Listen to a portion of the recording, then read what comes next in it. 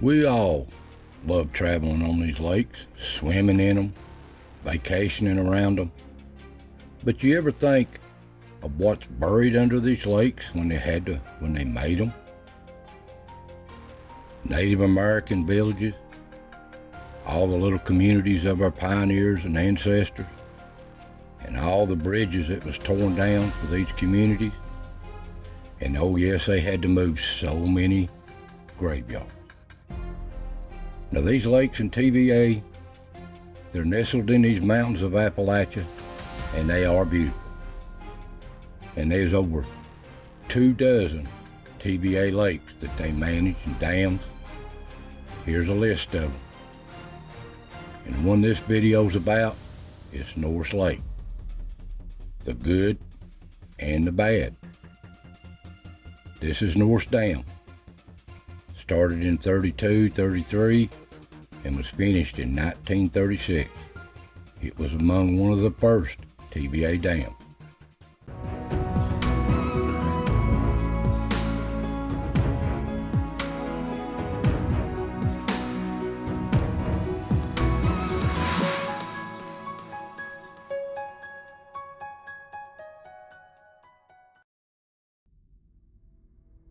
There's a lot come out of making these old lakes throughout this region, the good and the bad.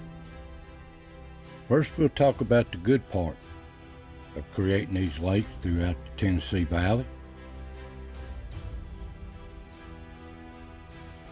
It was good for flood control, electric power, and created a lot of jobs. Helped the economy in this poor region. Now, in 1929, the stock market had crashed, and everybody lost their jobs, just about, very few working. And in 32, Franklin Roosevelt was elected, and he was going to create some infrastructure in this country to help get us all back to working and get the economy back up and help this country. He created the CCC. Here's the symbol for it. Citizens Conservation Corps. And they created all the young men jobs throughout the country that go around working on the infrastructure. Either forest, road, creating dams, fixing the cities, and just working throughout this country trying to help it. Now in this old Tennessee Valley, it just had rivers coming out of these old mountains. And they're normal rivers like anywhere else. But sometimes we had some heavy, heavy rain. And we had some really bad flooding in these mountains. All this water runs down into these bigger rivers and creates some really bad floods. Wipe out whole communities, towns, and flood them. So that's one good thing about these dams being built. And here's the dams, the way they're laid out, TVA, that controls all the waterways that feeds the Tennessee River.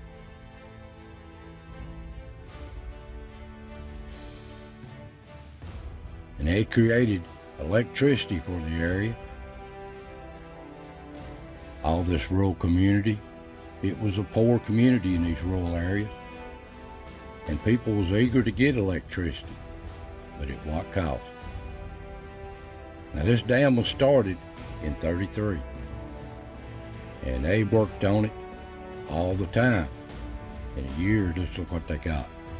And they worked on it 24 hours a day for 3 years from the time they started to the time they finished.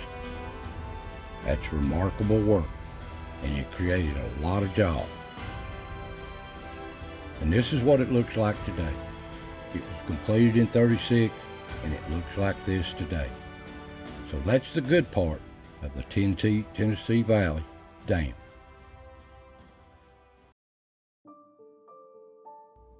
Now, for every good side, there's always a downside of building progress. Now here, let's look at the bad side these TVA lakes being built in this valley. And these old mountains are almost as old as time itself. And they've held a lot of history here. And people love these mountains. But the true pioneers and the true people of these old mountains and these valleys of East Tennessee are our Native Americans. They here thousands of years before any white man laid eyes on it. And the old ones, the Appalachia, they call them, the Native Americans lived up and down these waterways, had big camps and towns and villages, and they used these waterways to travel and live on and to feed their families with. And oh yes, warriors passed too. And their history is laying here alongside these rivers that's been covered up. Now they're trying their best, the archaeologists did, to recover all they can and document all this stuff before the lake covered it up. And they worked right up till the waters made them leave, backing up at the dam. And there's so much history of our Native Americans still laying under this water and will always be here. But they should never be forgotten. Now the old settlers come in here about 200 years or so ago, and they hacked their way into this wilderness, these beautiful Appalachians, wanting to start a life of their own, heading west. And they built little homes like this on the frontier in them days, little simple log cabins hacked out of a forest, and made a living scratching it out of the land.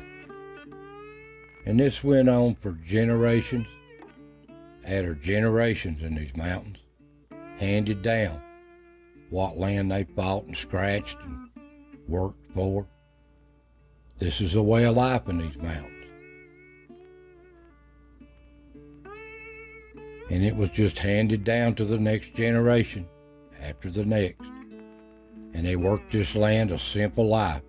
No electricity, no run water, just working the land. Especially these river bottoms. Rich, rich soil. This is kind of what it looked like along these Tennessee rivers, the Clinch and the Powell of Norris Lake. And these people, they lived hard but simple lives. This is all they know. They were on their own and they provided for themselves. They even worked on this old river. This is how they got their supplies and how they got their goods to market down the river, down towards Knoxville. The old river rafts. And before they had bridges, they crossed these rivers with ferries at certain points.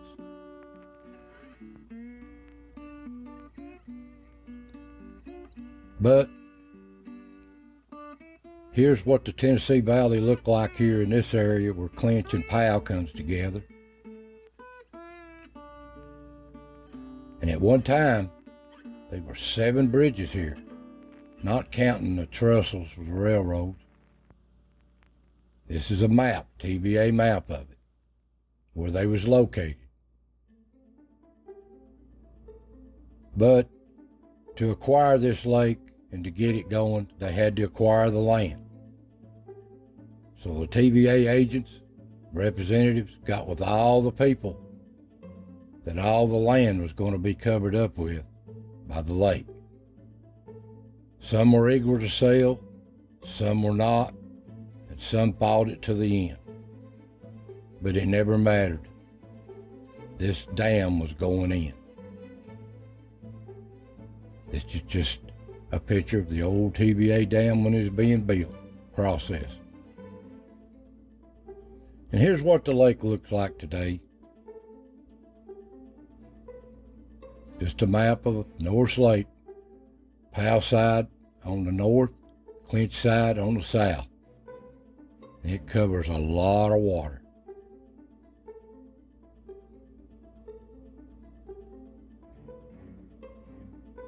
And they removed a lot of bridges when they built this lake that they never built back.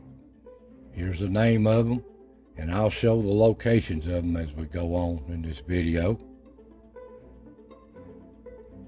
And some of the better homes on the bigger part of the water, this looked like a real chore to me, but they relocated the homes. What a job there. Amazing. But the biggest task they had at hand was removing all the cemeteries and graveyards. Had to be relocated. Thousands and thousands of pioneers and settlers, family people. This was a daunting task, and he only had 3 or 4 years to do it, so the water would cover them up forever. So they had to intern them, dig them up, relocate them in other places around the area like this. This is just a couple of the cemeteries of many that they relocated to. Some of my peoples at these cemeteries. And this was a daunting task. So many graves, so many. And I've seen documents to where nobody complained about it or where there was no markings. Some are still under this lake. We know the Native Americans are, and many a family member from these settlers is too. Unmarked graves, but they never know what it was, so they're still under the lake. Now here's just a few of some of the communities that was affected. Some were completely submerged, some were partially submerged, some were relocated, but this is just a few of some of the communities that was affected by the building of Norris Lake.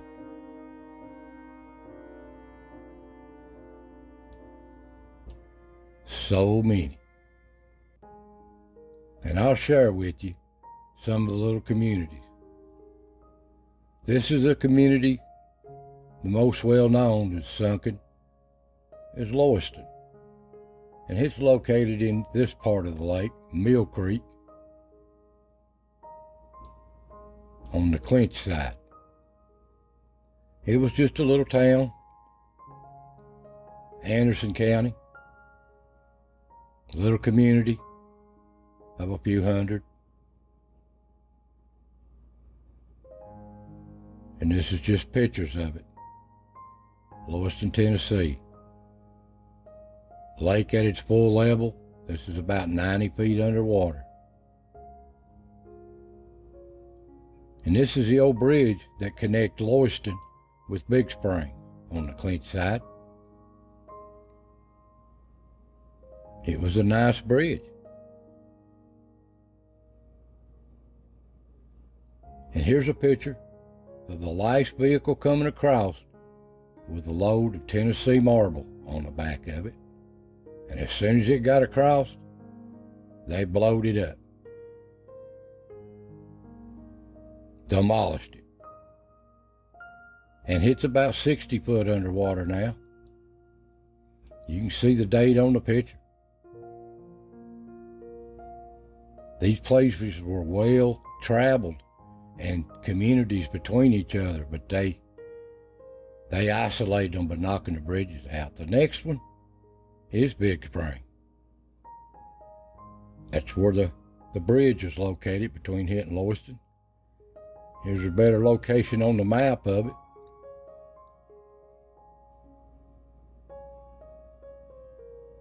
And they had little community camps set up, the CCC did, to tear all the farmlands out, all the barns, houses, Now this little community here in Big Spring had their own mill, little store, houses, little farms, and it had a rock quarry.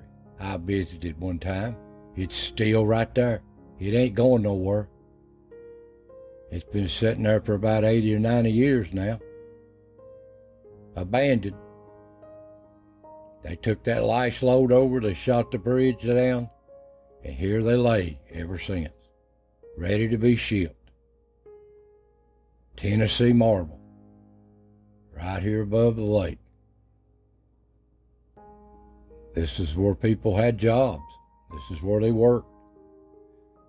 And if you've never seen what Tennessee marble looks like, it's a highest prized item when it's finished. Here's a little piece of one. Some come in red, brown, pink, speckled, but this is a big occupation here around Tennessee at one time. And this little community of Big Springs had little homes, little country stores, a mill,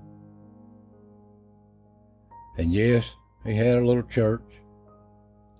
I could see remnants of it where I went up there. Foundations are still there. And when the water's down in the fall, I could see stuff like this, old foundations, where the homes had been, the stores. Now the next place we'll go, a little sunken community that's gone.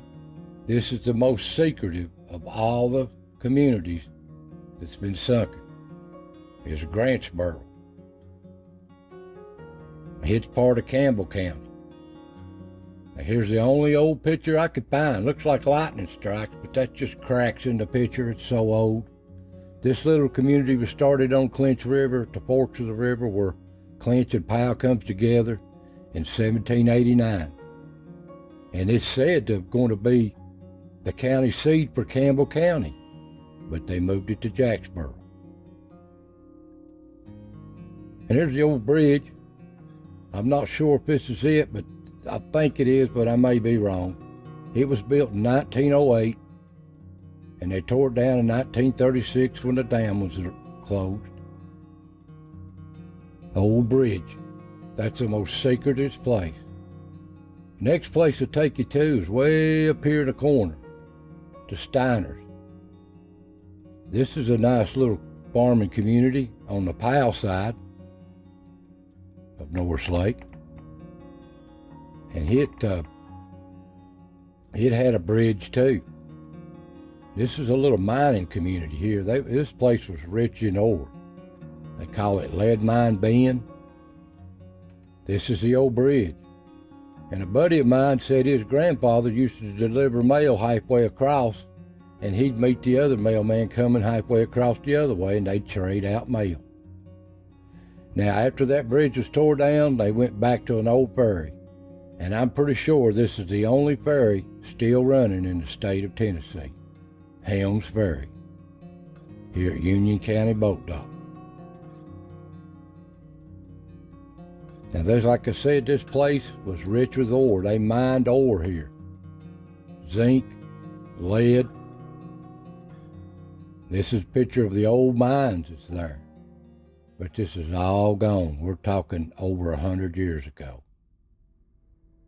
And just up the river a little piece was a bridge across the Powell River between Bunch Holler and Greasy Holler, coming out of Powell Valley, connected the two together. So these places was not as isolated as they are now. They was all kinds of roads. And on the Clinch side, here's a bridge that's gone, Walker's Ford's Bridge. Now this bridge is located at Lone Mountain, Bear Creek. It crossed over the river there. Here's pictures of it. Like an old dirt road went across it. But when the dam was built, they didn't want to rebuild it. They blowed it up and tore it down. All these little communities were shut off. Now here is a place where the original first 33 bridge was. It's about 5 miles west of where the bridge is today, and yellow's the old place right here. From the original when it was a river, not a lake. And here's a picture of it. I drove over this many a times with a boat and never even noticed there in my younger days. But that's in 90 feet of water right there. They tore that down. Now here's an old picture I found of them having a baptism down below the bridge, and people strung out and lined up on the bridge watching it up on top. That's an old picture back in the 20s. Now they took part of this bridge when they tore it down, a center section of it, and they took it on up the Clinch River up there towards what they call Black Fox. And here's the bridge. It's still there today. It's not being used, but it's still standing. The old pieces of the original 33 bridge. There's a new road beside it. Old history. Now here's the bridge that we all remember in our lifetime, the old 33 bridge. Built in 1936 after they tore the original one down, and it closed when they built another one in 2016 and opened it up. There's the new one.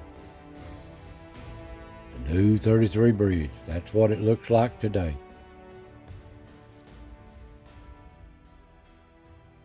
Times change. And when the water's down, I like to get in the backwater. You can see the old road beds, old bridges, piers, and just see the old history that's under this lake.